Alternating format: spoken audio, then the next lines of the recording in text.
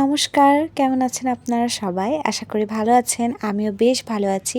New year উপলক্ষে একটা ছিল গেট টুগেদারের পার্টি, সেখানে আজকে যাচ্ছি।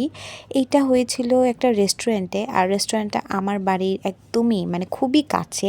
তাই আমি খুবই তাড়াতাড়ি রেস্টুরেন্টে গিয়ে পৌঁছে গিয়েছি। আর আজকে সবাই শাড়ি পরে এসেছিল, তাই আমাকেও আজকে শাড়ি পরে আসতে হয়েছে। আমি মায়ের শাড়ি পরে এসেছিলাম। শাড়ি পরে এসে আজকে ভালোই করেছি, কারণ এখানে অনেক সুন্দর সুন্দর ছবি উঠেছিল।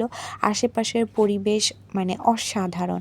আর নিউ ইয়ার উপলক্ষে রেস্টুরেন্টটাকেও খুবই সুন্দর করে সাজানো হয়েছিল বেলুন দিয়ে, যাতে অনেক সুন্দর ছবি ওঠে।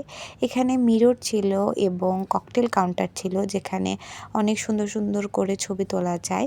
মিররের ছবিগুলো খুবই সুন্দর আসছিল। আমি বেশ কয়েকটা ছবিও তুলেছি, সাথে কিছু ভিডিও করে নিয়েছি।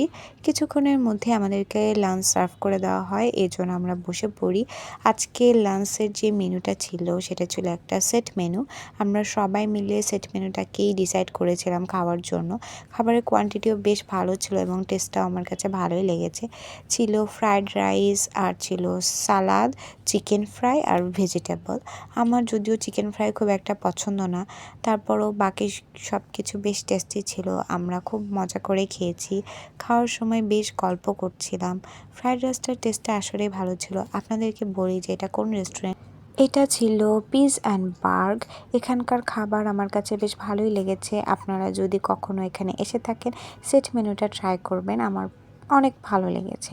এরপরে সাথে ছিল আমাদের কোকটা খাওয়া দাওয়া শেষ করে আমরা এখানে বসে বসে গল্প করছিলাম।